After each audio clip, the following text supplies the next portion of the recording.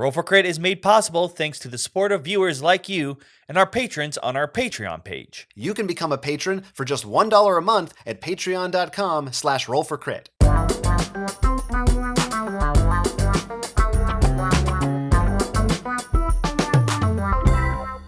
It's the week of August 24th, 2020, and you know what that means. It's time to enter the zany world of Kickstarter.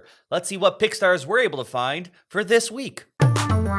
Mantic is back with Hellboy, but not another weird miniature or unique expansion for their board game, but an RPG. The Hellboy RPG is based on the 5e rule set and will have you take on the role of investigators in the world of Hellboy. Or you can take on a pre-built agent, taking on the roles of any of the famous characters from the comics, such as Hellboy himself, in order to defeat whatever dark machinations are in store.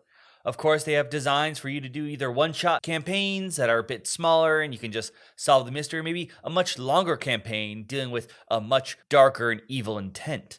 Now, there are some switches here and there to adjust the rules to make sense in the Hellboy world, such as classes. Instead of your normal druid or warrior, we've got the remarkable human, which is what it sounds like. You're just one of the human agents and you got a bunch of skills there. You got the psychic, who of course has psychic powers. The ghost is, well, a ghost.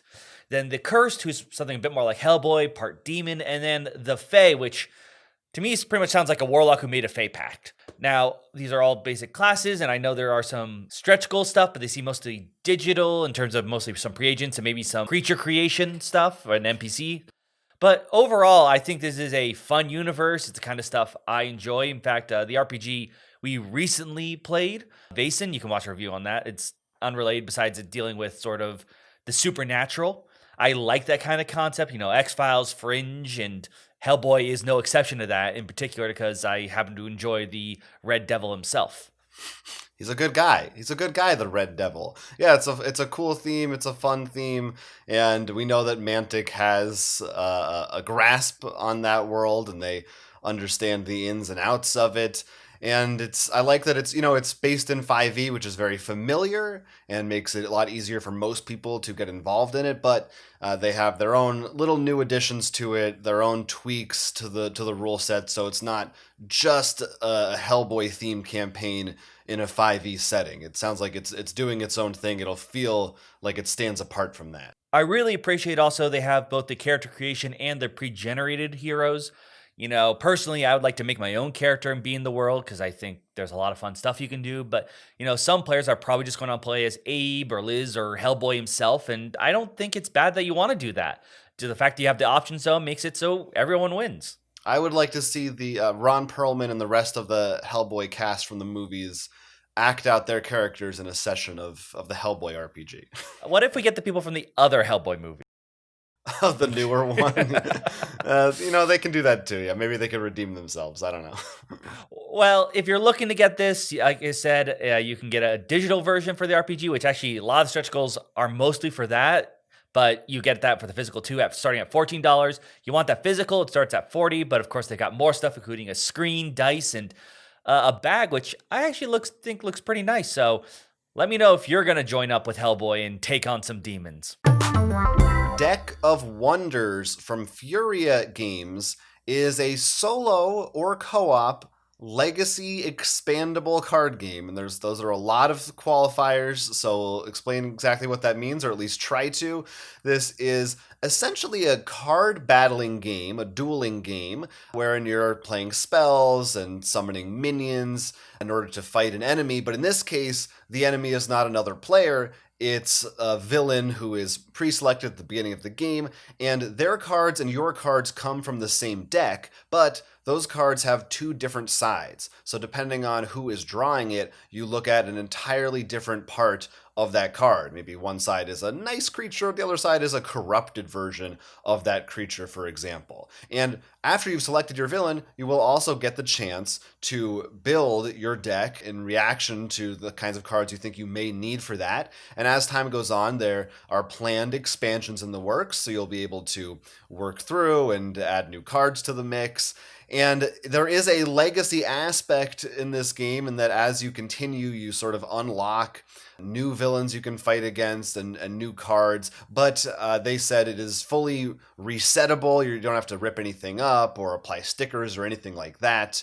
So that's nice. And again, it is primarily a solo game. I think it's going to have also a 2-player mode, but I don't know if they've detailed exactly how that's going to work. But I think it's a lot of things going on at once, but I like the idea of it. I like having games that are just one deck, especially for a solo experience. I think that's nice. It's simple to set up. It's convenient, but it sounds like they are taking this into different areas, combining a few different gaming realms into something that sounds pretty unique.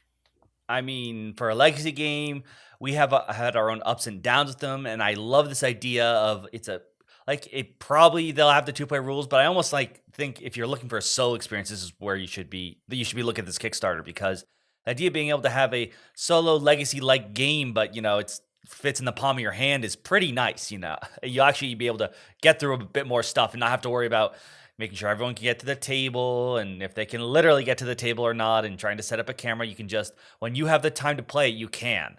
And I think that's going to be pretty freeing. And the double card system is really cool, because if you actually look at the art, it's sort of like, oh, the monster here, if you play it, it looks very nice and friendly. But, if the enemy plays it, that when it flips, the art is much more darker, like it's snarling. So it's like subtle things, but I think that's really cool.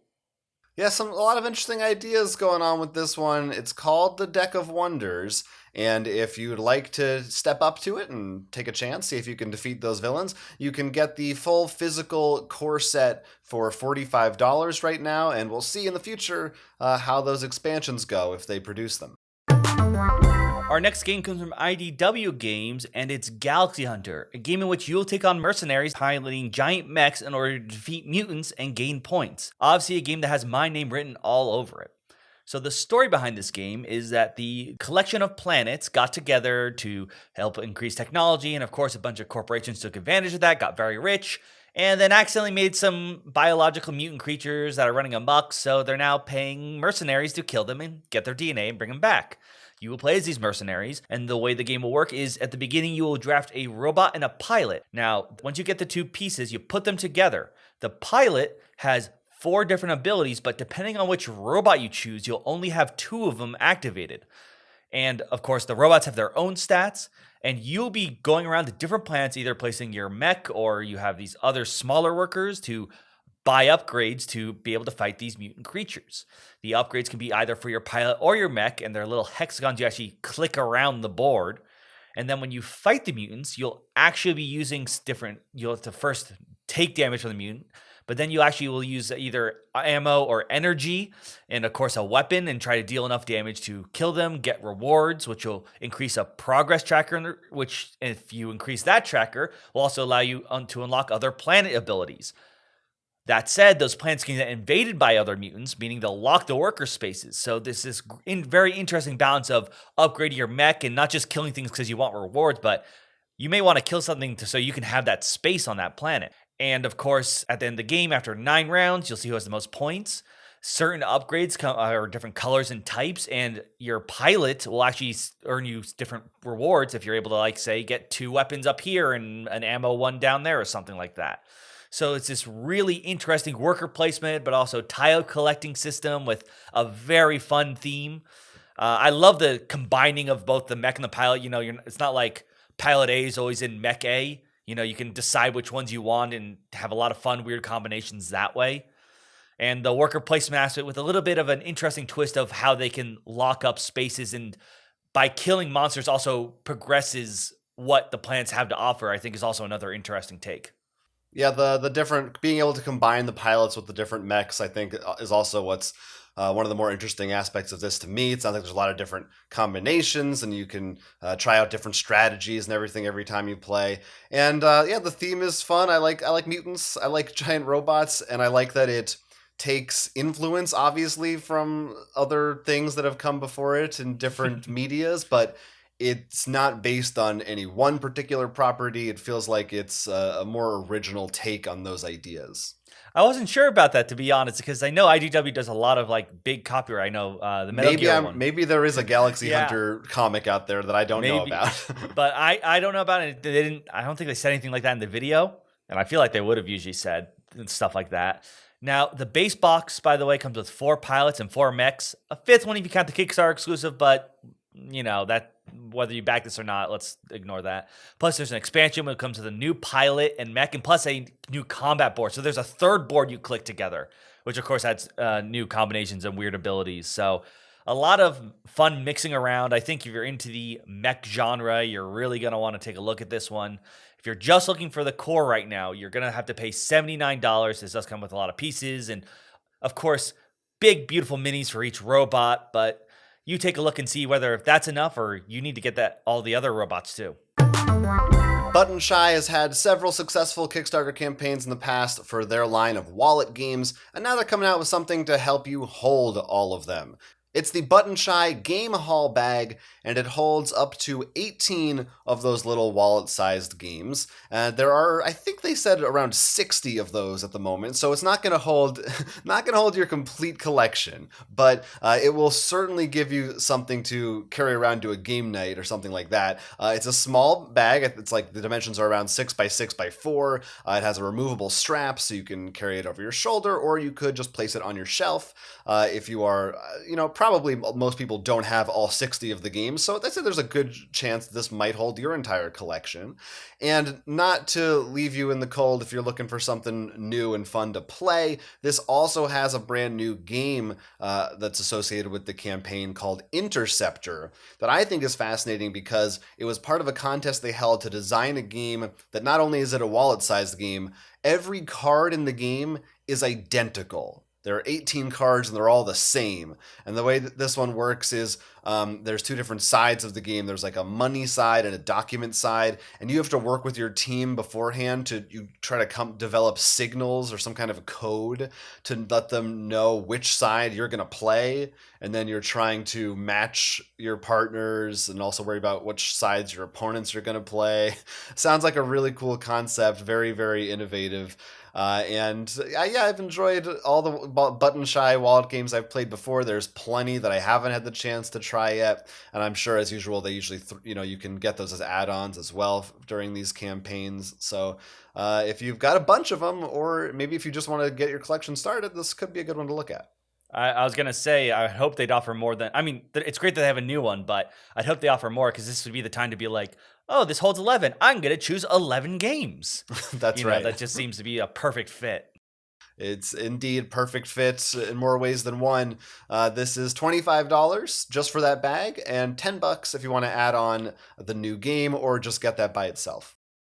We hope you enjoyed those fine selection of Kickstarters, but before we go, we have one more to talk about. We actually released a video a while back about some of these games, but the Kickstarter for them is now live.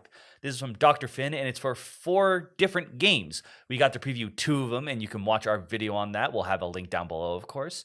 You can see whether you want to try to do a 2-player, sort of being the best Sherpa on a mountain, or whether you're trying to colonize a planet. Both of them were pretty interesting and enjoyable.